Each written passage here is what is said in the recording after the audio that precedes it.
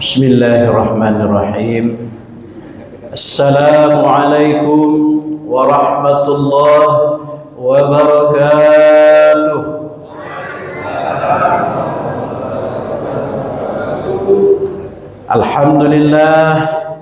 Alhamdulillahi rabbil alamin. Salatu wassalamu ala asyrafil anbiya wal mursalin Sayyidina Muhammadin wa ala alihi wa ashabihi ajma'in, amma ba'du.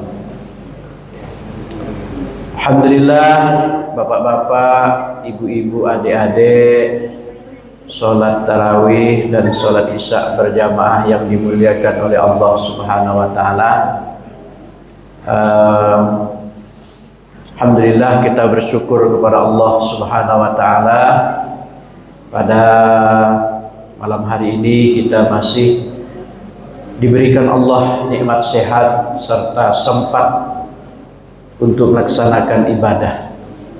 Ada orang yang diberikan Allah sehat tapi tidak sempat nak ke masjid.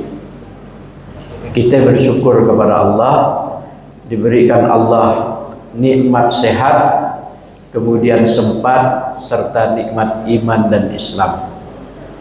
Bapak Ibu yang dimuliakan Allah Subhanahu wa ta'ala, alhamdulillah masjid kita ini ada kegiatan kultum, ada kegiatan tausiah. Ini adalah bagian daripada syiar Islam atau dakwah, karena Rasulullah sallallahu alaihi wasallam bersabda, "Talabul ilmi fardhatun ala kulli muslimin wal muslimat, malaikat tadau ajnihataha li talabil ilmi." Menuntut ilmu itu wajib bagi muslim laki-laki maupun perempuan. Malaikat merundukkan sayapnya ridho kepada orang yang menuntut ilmu. Bapak Ibu yang dimuliakan Allah, jadi Islam ini agama yang sempurna, telah disempurnakan oleh Allah Subhanahu wa ta'ala.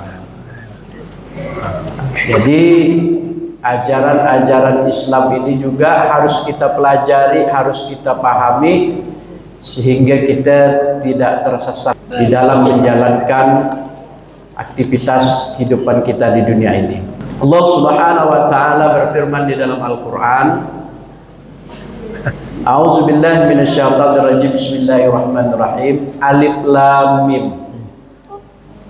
Zalikal kitabu la raiba fihil muttaqin.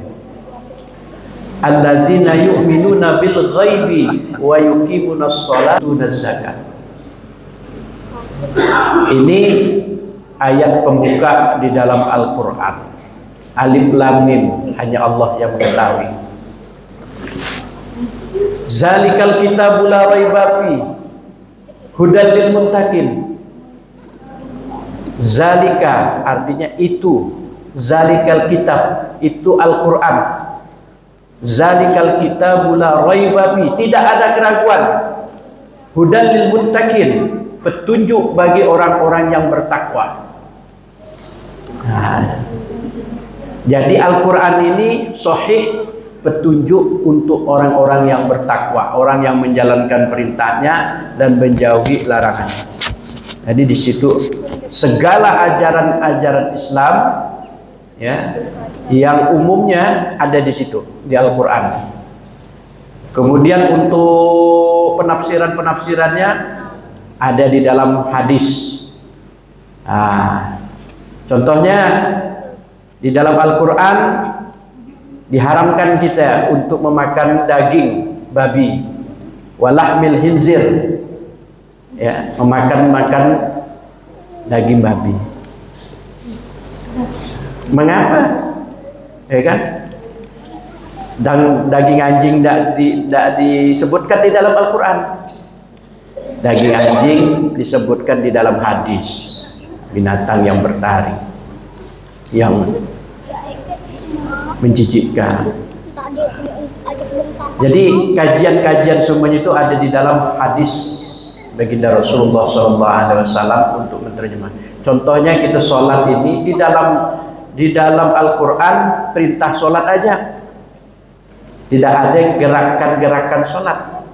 Yang ada warqa'u ma'arroki'in, rukuk ya, qiyamnya, itidalnya, sujudnya, ya, itu di dalam hadis yang menafsirkan tata cara gerak.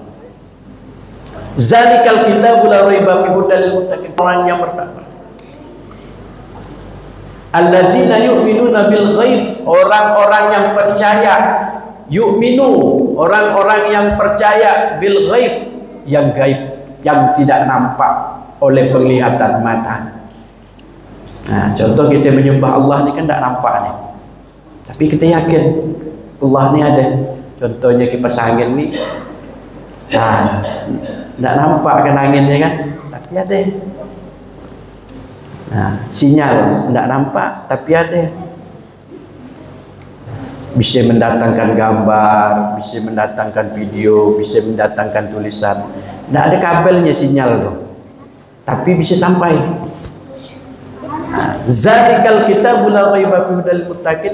Percaya kepada tadi ini ghaib, yang tidak nampak, yang gaib. Surga neraka tidak nampak, alam kubur tidak nampak, Allah tidak nampak. Tapi kita ini yakin. Wa yuqimunas shalah, orang yang mendirikan sholat. Wa yu'tunaz zakat, orang yang membayar zakat. Nah, ciri-ciri orang yang beriman dan bertakwa tadi adalah mendirikan sholat dan membayar zakat.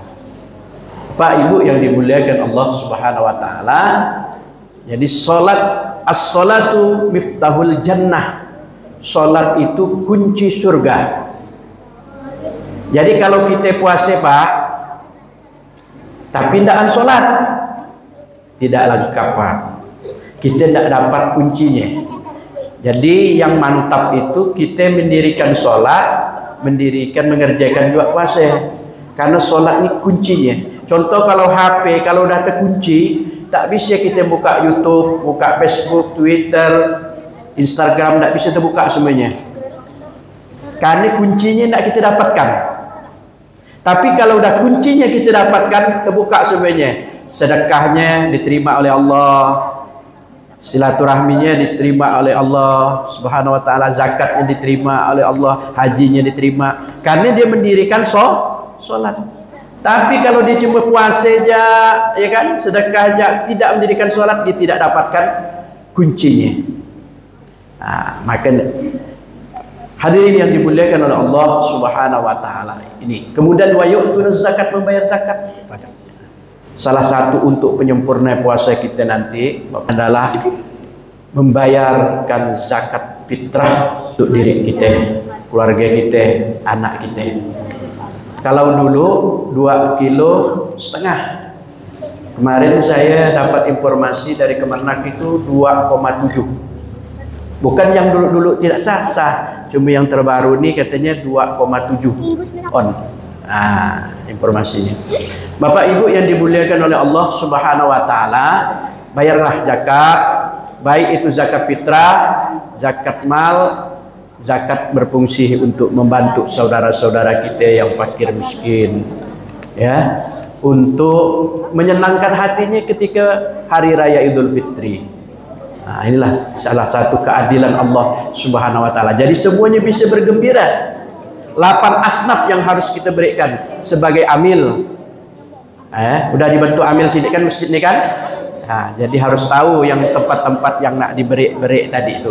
Fakir, miskin, mu'alaf, ibnu sabil, ya, fisabilillah. Nah, bagaimana bagi kawan yang tukang ajan dia perlu diberi enggak? Tukang ajan itu termasuk golongan fisabilillah.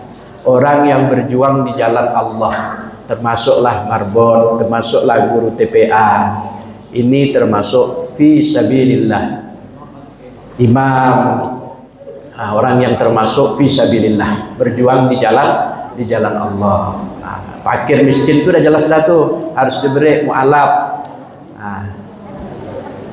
Bapak Ibu yang dimuliakan oleh Allah Subhanahu wa taala, inilah